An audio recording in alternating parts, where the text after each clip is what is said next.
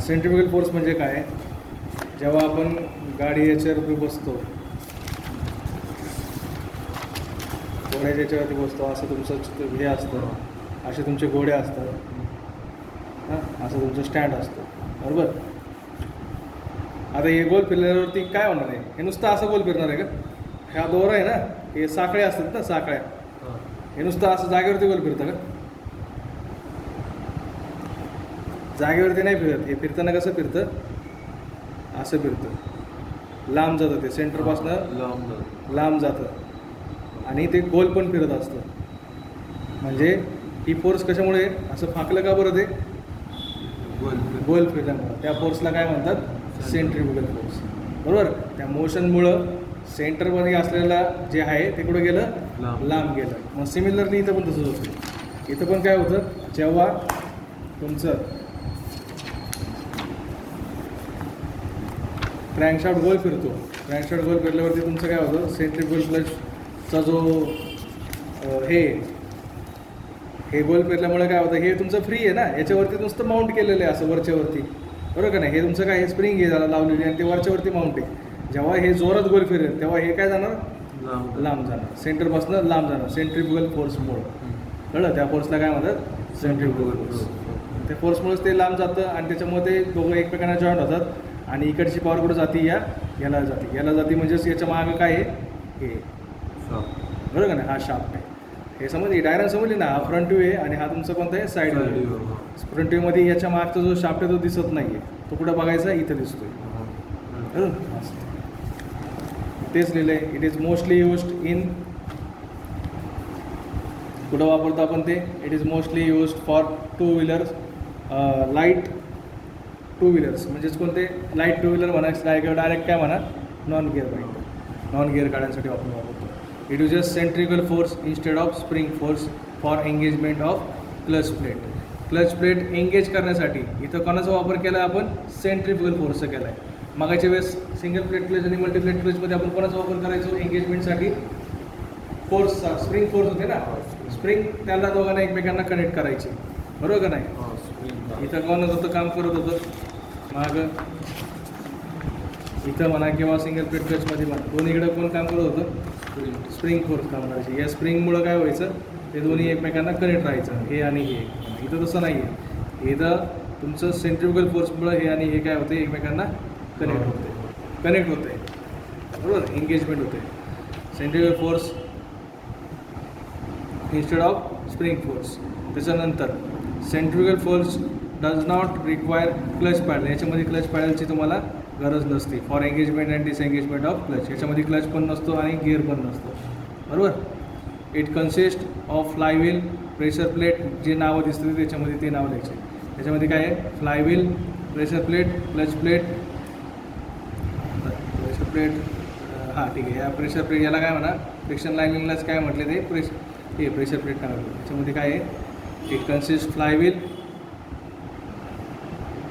पण नाही आहे आता ह्याच्यात जे नाव आहे तेच घेऊ. त्याच्यामध्ये काय आहे? इट कन्सिस्ट, फ्लायव्हील तर असणारच, तसं काही प्रॉब्लेम नाही. इट कन्सिस्ट स्पायडर, पण आपल्या लक्षात राहणार नाही. It consist spider. त्याच्यानंतर काय? Friction lining,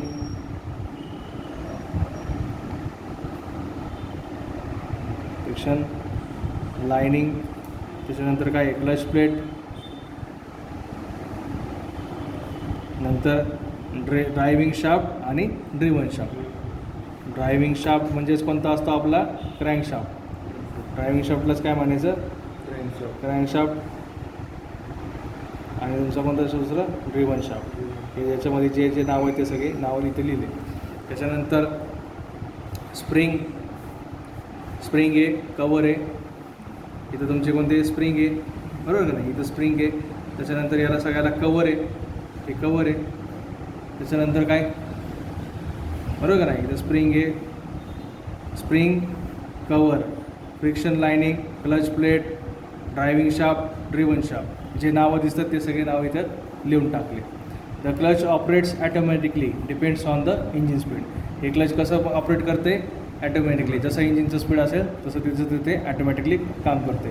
as the accelerator pedal is press. जसं तुम्ही ॲक्सिलेटर पॅडल प्रेस करा किंवा रोटेट करा. इथं आता आपण कोणासाठी चाललं आहे, बाईकसाठी चाललं आहे. मग pedal press, accelerator pedal press, ठीक आहे चालते. ॲक्सिलेटर पॅडल प्रेस करा जेव्हा हाताची मूठ तुम्ही अशी फिरवणार. The engine speed is increases, तेव्हा तुमचं काय होणार आहे, इंजिनचं स्पीड काय होणार आहे, इन्क्रीज होणार आहे. And hence the friction shoe moves away due to centrifugal force. Centrifugal फोर्समुळे काय होणार आहे, फ्रिक्शन शू काय जाणार आहे, सेंटरपासनं लांब जाणार आहे. सेंटरपासनं लांब गेले म्हणजेच काय होणार ते, as the speed of the engine increases, engagement of the clutch increases up to 100% and there is no slippage. इथं तुम्ही एक पॉईंट लिहा. And hence the friction shoe moves away due to centrifugal force and engagement between कोणामध्ये engagement आहे, friction lining and clutch plate. Engagement between friction lining and clutch plate produce. Clutch प्लेटमध्ये काय होते, friction lining आणि clutch प्लेटमध्ये काय होते, engagement produce होती. So power is now transfer. Power कुठून कुठे ट्रान्सफर होणार, driving shaft to driven shaft. Power is now transferred from driving shaft to driven shaft.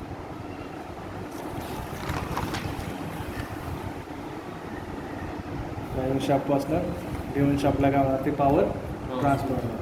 As the speed of the engine increases, जसं जसं तुमचं इंजिनचं speed increase होणार आहे तसं तसं तुमचं काय होणार आहे, एंगेजमेंट तुमची काय होणार आहे, 100%पर्यंत जाणार आहे. आणि तेव्हा तुमचं स्लिप काय असणार आहे का, नसणार. वेन व्हेकल स्पीड डिक्रीजेस, तेव्हा जेव्हा व्हेकलचं स्पीड तुमचा डिक्रीज होतो, सेंट्रिकल फोर्स ऑल्सो डिक्रीजेस. जसं जसं तुमचं सेंट्रिकल फोर्स पण काय होती, कमी होती. अँड हेन्स फ्रिक्शन शू किंवा friction lining engagement also reduces. Friction लायनिंगचं आणि क्लच प्लेटचं जे एंगेजमेंट आहे ती पण काय होती, कमी होती, also reduces. And finally when vehicle stops there is no engagement of friction lining and clutch plate. तेव्हा तुमचं फ्रिक्शन लायनिंग आणि क्लच प्लेटमध्ये काहीच एंगेजमेंट नसणार. बरोबर.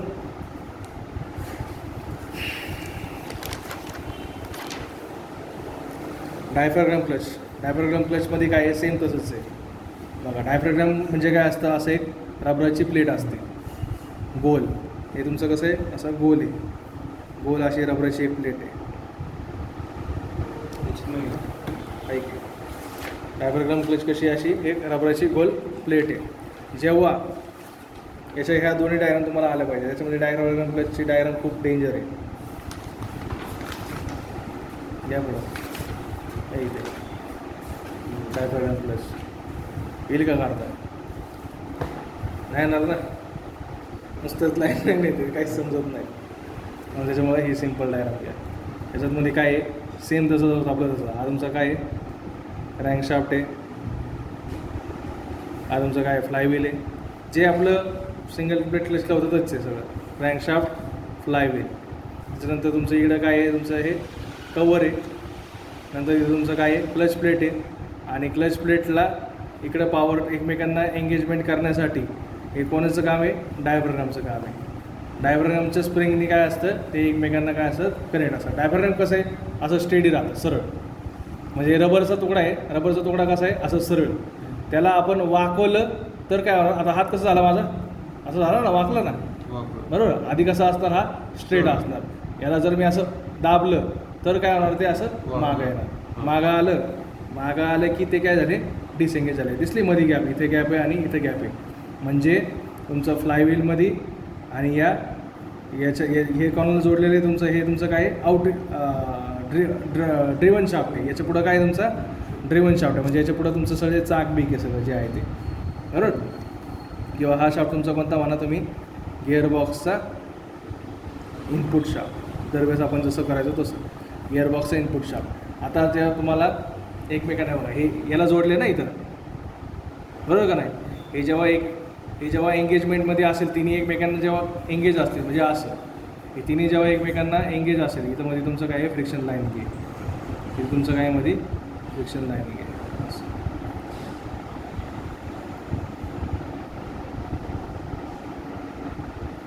ही अशी प्लेट दाखवा चौकोनी, आणि चौकोनी प्लेट दाखवून इथं काय करायचं आहे, असे काढायचं. सेम गॅप दाखवायची नाही. इथं तिन्ही काय आहे, एक लाईन येते. म्हणजे हे कसं काढणार तुम्ही, काढताना ही स्ट्रेट प्लेट दाखवायची अशी, हे तुमचं काय आहे फ्रिक्शन प्रेशर प्लेट. नंतर इथं तुम्ही फ्रिक्शन लाईन दाखवणार आणि हे तुम्ही काय दाखवणार ते एंगेज दाखवणार. एंगेज म्हणजे कसं दाखवणार हे असं आणि हे कसं दाखवणार त्यावर स्ट्रेट.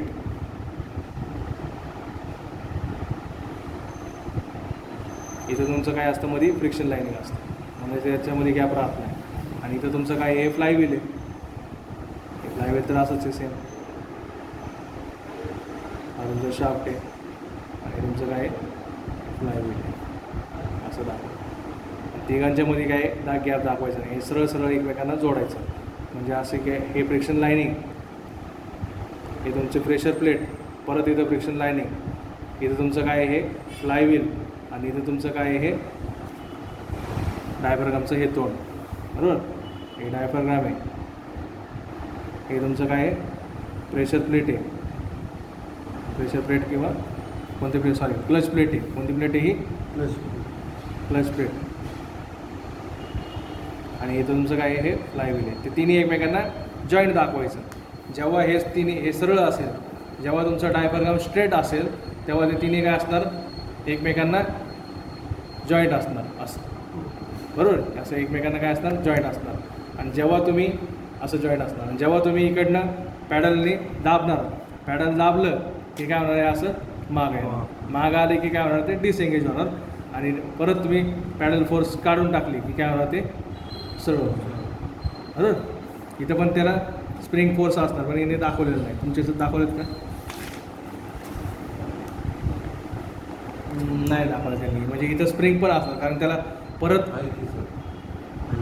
डायफ्रागम स्प्रिंग आहे. बरोबर, पण इथं पुढं दाखवली ती एकदम कमी दाखवणार. ते दाखवायला आपल्या इथं जागा नाही. आपण काय करू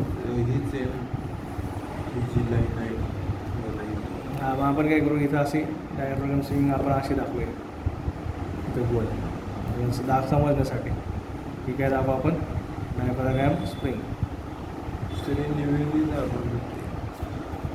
ती जमणार आहे का काढायला? ती डायग्राम जमणार आहे का पेपरला काढायला ते सांगा. नाही ना.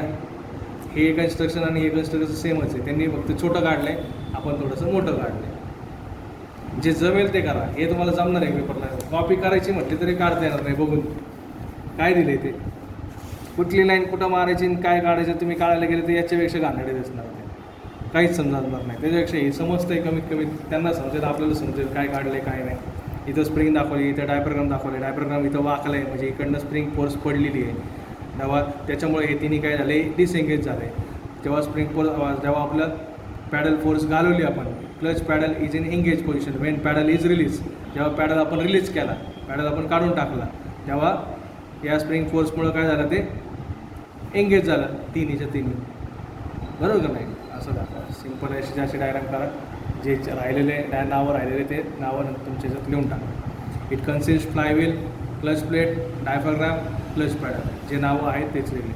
Wien clutch pedal is pressed it exerts हेच इथलंच पोझिशन आहे. When clutch pedal is press it exerts a force against the diaphragm force. जेव्हा क्लच पॅडल तुमची प्रेस करणार तुम्ही, जेव्हा क्लच पॅडल तुम्ही प्रेस करणार तेव्हा काय करणार it exerts a force against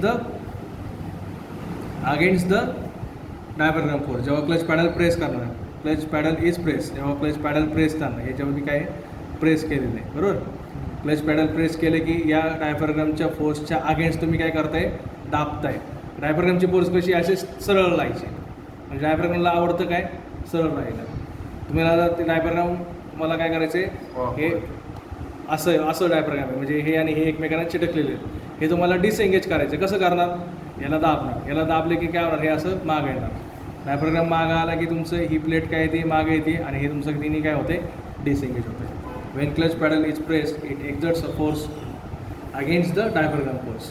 clutch pedal force कोणाच्या विरुद्ध असतो? डायफ्रागम फोर्सच्या विरुद्ध असतो. सो ड्राईव्ह म्हणा किंवा काय transmission of power and torque gets disengage. म्हणजेच तेच आपण सिम्पल शब्दात लिहायचं. कसं म्हणणार? हेन्स नाव power from crankshaft does not transfer to gearbox input shaft. आपण मी जर वेळेस आत्तापर्यंत 10 वेळा 100 वेळा वाक्य ते बोललो तेच लिहितो आहे. Power does not transfer from crankshaft input shaft to gearbox, crankshaft to gearbox input shaft. Disengage असेल तर इकडनं इकडे पॉवर जाणार नाही. एंगेज असेल तर काय होणार आहे? Due to spring force power is transferred from crankshaft to gearbox input shaft. तेच लिहायचं. पहिला पॉईंट कन्स्ट्रक्शनचा लिहायचा, दुसरा पॉईंट क्लच पॅडल दाबलं तर काय होणार, तिसरा पॉईंट क्लच पॅडल सोडला तर काय होणार, एवढंच लिहायचं. बरोबर. When clutch pedal is release due to diaphragm force, diaphragm spring force, clutch plate is pressed against the flywheel and now power and torque is transferred from engine to कुठं जाते,